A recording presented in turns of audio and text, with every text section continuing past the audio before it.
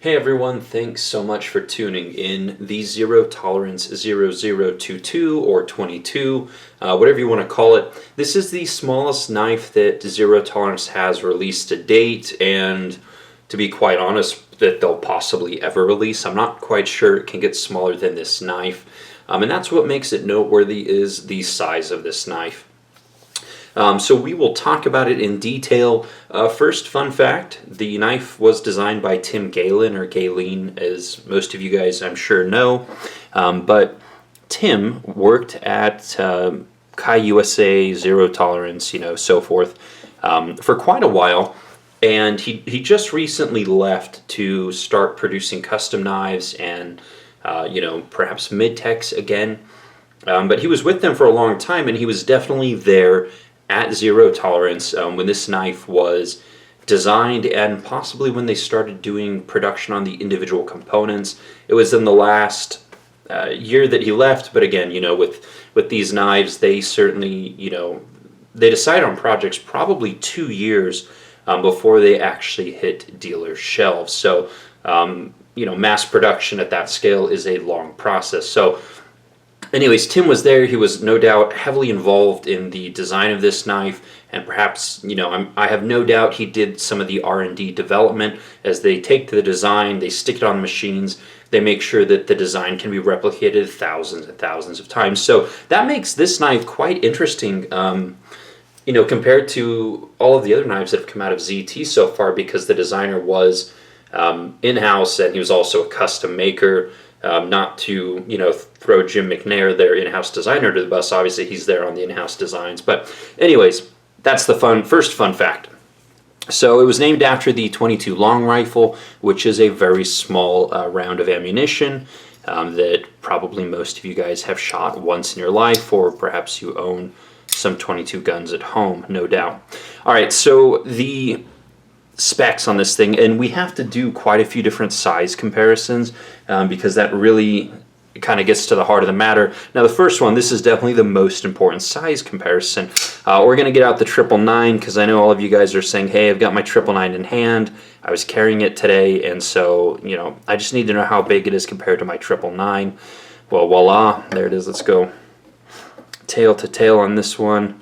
As you can see, that's one really good size comparison there. Another one, we'll move this one out of the way, we'll get to some more of the usual fare. We do have the Kershaw Dividend, we have the Spyderco Paramilitary 2, yep, it's that small, so quick look at that. And then I brought out all of the smaller ZTs. Well, I don't have the ZT00 or the 900, the Les George design. But I do have like the 450, I'm sorry, that's the ZT450, the 0609, we've got the 470 here. So there are a couple, and again, some of you guys may have some of these. Perhaps the most universal size comparison is going to be with the Victorinox Cadet. And before you guys blow up the comment section, it is a P7 suspension clip. Just Google it, you will find it. Every time this knife comes in a video, I have at least 20 questions asking about that clip. That's what it is. All right, so here's a really good size comparison because these knives both serve in the same function, which is, kind of small, lightweight duty. Obviously one is done in, well, I'm going to piss off Victorinox guys, but one is done as premium materials, the other is done in, the steel, I don't know. Not premium materials, we'll call it that. We've got the aluminum and crap. So anyways, go light up the comment section now that I've put down the Cadet by a small measure. Another one is perhaps the Mastrop Gent, a very, very popular knife. So actual specs, now that I've been rambling for a while, blade length of 1.8 inches, handle length of about 3, 4.75, 4.8 overall. It is a very small knife, and it is very safely a 2-finger grip, and depending on your hand size, I can get 2.5. Some of you guys might be able to get 3 fingers on this thing, depending on hand size, but works very well as a little 2-finger knife. So it is a flipper, it does run on bearings, it does have a carbon fiber show scale, titanium frame lock with a stainless steel lock insert, and it weighs in at 1.7 ounces. So, you know, front to back, that is this little thing, and blade steel, again, or that I haven't said yet, is 20 CV, so a very, very nice blade steel. We've got some jimping up here on the spine. It works well. It locks this little tiny thing in nicely. The flipper tab is my favorite kind of configuration, 45 degrees with texturing or jimping on the front. So as you guys can see, I have no problem flipping it whatsoever. So what is this knife for? And you know, the knife could be for anything, obviously, but the issue is going to be the blade length is a good and a bad thing. You know, if you have legality issues with knives that they have to be under 3 inches, this thing is very, very safely under 3 inches. You know, it's a lot of knives that they come in at like exactly 3 inches or 2.9. So if you were to get pulled over and the cop decides to measure it, I mean, it's close enough to where they could make the call, but at 1.8, very safely in hopefully a legal zone, or way under the restriction, essentially. So that's one benefit, but obviously the blade length, you know, around the office, I mean, 99% of the stuff I need a knife for, this knife will serve. Food prep, depending on what you're trying to cut, this thing might come up a little bit short. You know, obviously you're not going to slice through a loaf of bread with this thing, or not gracefully, let's say. So that's kind of what it's for. You know, it does the everyday carry stuff no problem. It carries very well in slacks. It carries well in jeans. You could drop it at the bottom of your pocket. It's got, you know, a strong enough detent to where I think that'd be fine. It fits in the coin pocket of your jeans too. So if you want like a little tiny knife, great option.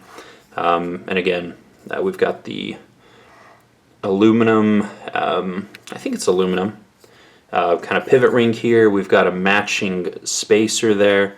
Color match is pretty good. I wonder if these are titanium actually. Anyhow, so that's that. Now, let's see what else is interesting about this knife. So, you know, when I first saw this knife, people have been asking for smaller ZTs for a very, very long time. And, you know, ZT has been making its way towards smaller knives for quite a while now. The days of the 300 and the 350 and the 0560 are well behind us. And I think a lot of people were surprised they brought out a knife this small. Perhaps the ZT900 was a surprise too. But there's always this interesting notion of what's called the vocal minority. So I don't know how well this knife is selling. I don't know how well it's doing out there. When I first saw it, I thought it would be just a smash success due to the small size and, you know, all of the perceived legality issues and the fact that people like smaller knives. Is it doing that well? I don't know. And that can come down to sometimes you have a small group of people that are super loud and they really want something, they keep talking about it, but they don't necessarily represent the large buying populace within a segment. So, you know, perhaps this knife suffers from the small vocal minority syndrome where, you know, everyone said they want a really tiny, lightweight ZT, but then perhaps people aren't buying it. I don't know. I haven't seen the figures, but I don't see a lot of people carrying or talking about this knife, even though it's a nice little piece. Now, some of the things that people have complained about is the size of the pocket clip. They said if you're going to make a knife this small, give us a small pocket clip, which, I don't know, could be true, but considering I use the pocket clip for traction on this thing, I don't know that a small pocket clip would really serve it that well. I'd have to have one to try, but my initial thought is that it might make it hard to grip this thing. So, you know, by and large, I have no problem opening and closing this thing at all. A few other contenders that I know that you guys will want me to talk about are number one, the Dragonfly. The Spyderco Dragonfly has kind of filled this segment of the market for a very, very long time, and there are probably cults that follow the Spyderco Dragonfly. Oh, here's another fun one. The Elijah Isham Black Star, another really small knife. This one's non-locking, but definitely done in premium materials. Also a flipper, also on bearings, I believe. Yeah, this one's on bearings too. So, but obviously this one does lock. So, I mean, if you want a really small knife and you like premium materials and you don't want to worry about legality issues, again, assuming you can have a locking knife at all. I know some of you guys in Europe are just screwed regardless. This is a great option. Now, what do you lose? And this is something that perhaps people don't really take into account initially, but one of the big draws is the incredible action that Zero Tolerance delivers on a lot of their knives. They're amazing to deploy and manipulate and open and close and fidget with. A knife this small, you can't fidget with it. So hopefully some of you guys who sit there while you work and fidget with your knives, this is not really the knife for that. You're probably gonna absent-mindedly just, you know, dig your finger into this pointy little tip at some point. So anyways, those are some of the key considerations. The other thing that people have talked about is, of course, the price. At $200, you know, there's not a lot of material here, right? And that's one of the main things that people equate to price. They say, hey, if the knife is this small, it should be cheaper than a similar knife of larger specs, you know?